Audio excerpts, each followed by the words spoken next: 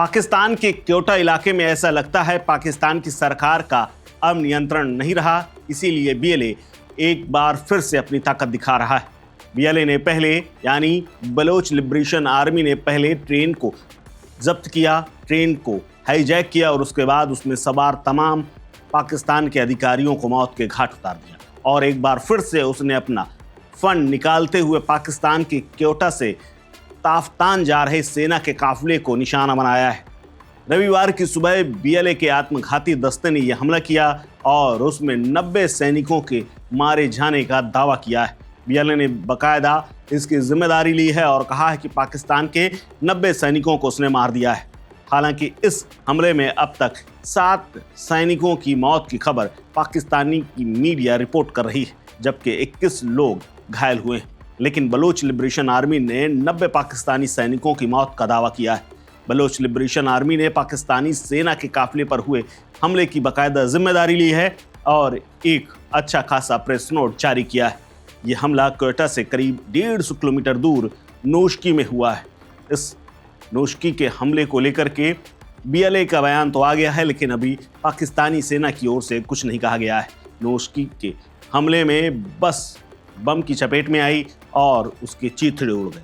इस हमले के बाद सेना ने इलाके में हेलीकॉप्टर तैनात कर दिए हैं, ड्रोन तैनात कर दिए हैं और हमलावरों की तलाश शुरू कर दी है। दरअसल सेना का काफिला शनिवार को ताफ्तान जा रहा था और इस काफिले में सेना की 7 बसें शामिल थीं, 2 और वाहन भी थे जिनको निशाना बनाया गया है। हमला करते हुए इन पर बम फोड़े गए। बस पर सबसे पहले आईईडी हमला किया गया, जिससे इसके चीथड़े उड़ गए और कई लोगों की मौत हो गई है। बीएलए ने बयान जारी करते हुए कहा है कि इस हमले की जिम्मेदारी लेते हैं बलोच लिबरेशन आर्मी की ओर से फिदाइन यूनिट द मजीद ब्रिगेड ने इसकी जिम्मेदारी ली है। उन्होंने कहा है कि नोशकी में आरसीडी हाईवे पर पाकिस्तानी सेना पर आत्मघाती हमला हमने किया है।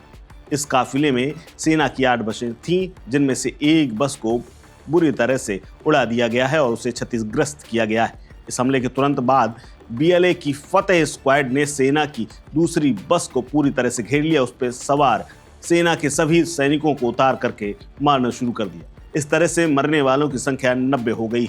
ये दावा बीएलए का है। हालांकि अभी तक पाकिस्तान और पाकिस्तान की आर्मी की ओर से कुछ नहीं कहा गया है, लेकिन 7 लाशें बरामद हुई हैं और बाकी के बारे में पता किया जा रहा है।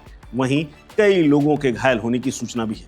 बताया जा रहा है कि ये हमला पूरी तरह से प्लान करके किया गया था, जिसमें पाकिस्तान की सेना को ज़्यादा से ज़्यादा नुकसान पहुंचाना बीएलए का मकसद था। आपको बता दें कि बीएलए ने इसी महीने के इसी सप्ताह में जफ़ार एक्सप्रेस ट्रेन को हाईजैक किया था। उसमें सवार तमाम पाकिस्तान की सेना, आईएसआई और ख़ास ग्रुप के तमाम बड़े अधिकारियों को मार गिराया है। पहले उसने ट्रेन की पटरी उड़ाई, ट्रेन रुकी और उसके बाद उसमें गोलियां बरसाते हुए अंदर घुस गए, आत्मघाती दस्ते तक अंदर बैठा दिए और एक एक करके 214 लोगों को मारने का दावा किया है। हालांकि पाकिस्तान की सेना ने मौके पर पहुंच करके अब ट्रेन को खाली करा लिया है और ट्रैक की मरम्मत का काम शुरू हो गया है। इस खबर में फिलहाल इतना ही। अपडेट्स के लिए बने रहिए वन इंडिया हिंदी के साथ। नमस्कार।